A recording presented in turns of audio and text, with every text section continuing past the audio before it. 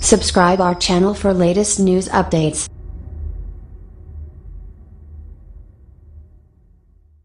Nervous GOP seeks new 2018 Senate candidates in 3 states. Republicans worried about holding onto their Senate majority are trying to convince 3 lawmakers to reconsider their decisions and run for the upper chamber. Representatives Kevin Cramer, R-N.D, and Ann Wagner, R-M-O, are being encouraged to launch Senate bids after initially passing on those races, while Senator Bob Corker, R-Tenn, is hearing calls to put off his retirement and run for re-election. The last-minute maneuvering suggests the GOP primary fields may not be settled just 8 months before the November midterm elections and highlights an increasing nervousness among Republicans that their Senate majority, once seen as nearly invincible, may be at risk. You want to put your best team on the field when you are competing in what could be a potentially challenging election cycle, said GOP strategist Ryan Williams. I think the fact that there's an effort to coax some people into reconsidering shows a degree of concern over the current crop of candidates. If you have your best players in the field, you aren't looking to trade. Republicans hold just 51 seats in the Senate, which means Democrats could flip control of the chamber with a net gain of 2 seats. But the GOP has a huge advantage when it comes to the Senate map. Democrats are defending more than 24 seats, including 10 in states that President Trump won in 2016. The GOP is defending just 8 seats. North Dakota. Cramer said he and his wife were seriously reconsidering their decision and would make a final call by this weekend. What we didn't calculate was just how overwhelming the encouragement would be, Cramer told The Hill in an interview just outside the Capitol. The case that many people have made is both just how fragile the United States Senate is and how important it is to the agenda that we ran on and that we supported our president on. It's an appeal to patriotism and we feel a patriotic duty to reconsider, he added. A top Republican strategist confirmed that Cramer has been heavily recruited to reconsider the race by Senate Majority Leader Mitch McConnell, RKY, National Republican Senatorial Committee Chairman Cory Gardner, Colorado, and the entire crew of Republicans in North Dakota and D.C. Trump, who has made public overtures for Cramer to run, is also still urging him to rethink the race. The two men have spoken numerous times in recent days, said sources familiar with the calls. Gary Ameneth, a former GOP state party chair, dropped out of the race amid talk of Cramer's likely entry. State Representative Tom Campbell is the only Republican left in the primary, but he doesn't have the name ID of Cramer, the at-large congressman who has won statewide. Tennessee.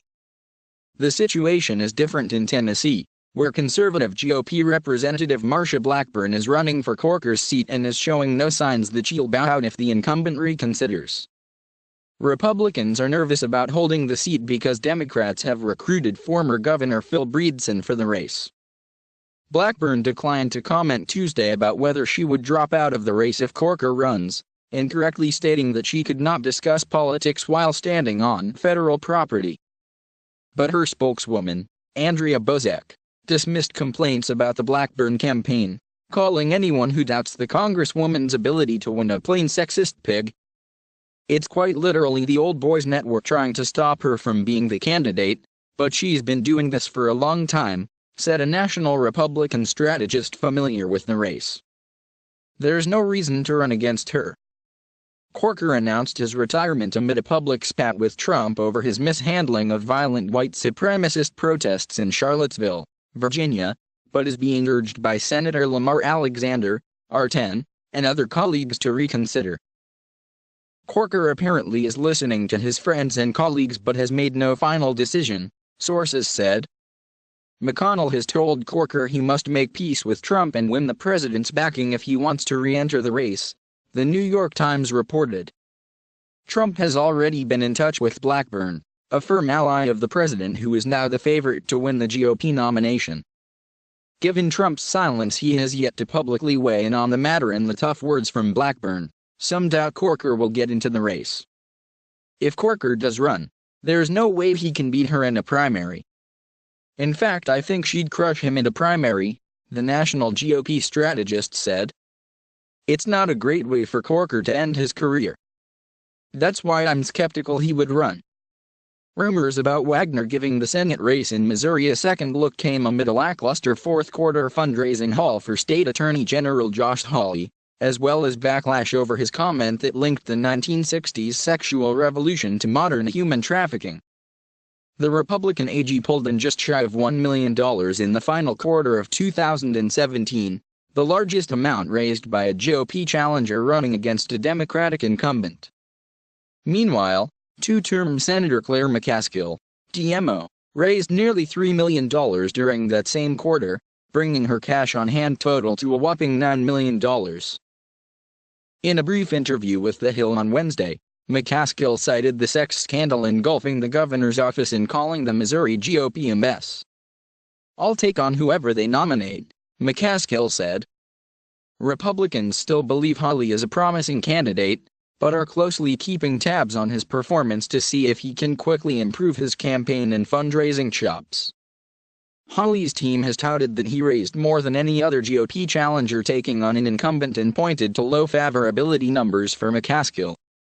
His spokeswoman, Kelly Ford, has pushed back on criticism from McCaskill over his recent comment and highlighted his work combating sex trafficking as Missouri's Attorney General. But many Republicans back in the Show-Me state aren't convinced.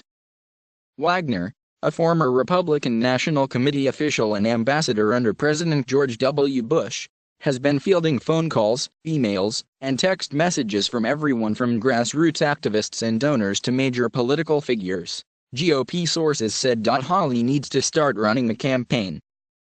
"We're a retail politics state. You've got to be out there," said one Missouri Republican who's been watching the race. "McCaskill's sitting on $9 million, he's sitting on $1 million. And she's working it, she's retail. That's how we do it in Missouri." For her part, Wagner said she's completely focused on running for a fourth term in the House representing the St. Louis suburbs. "I've got important work to do in Missouri's 2nd Congressional District."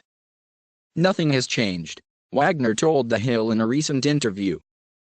"I am not analyzing anybody else's campaign. It's not my job to speculate or analyze.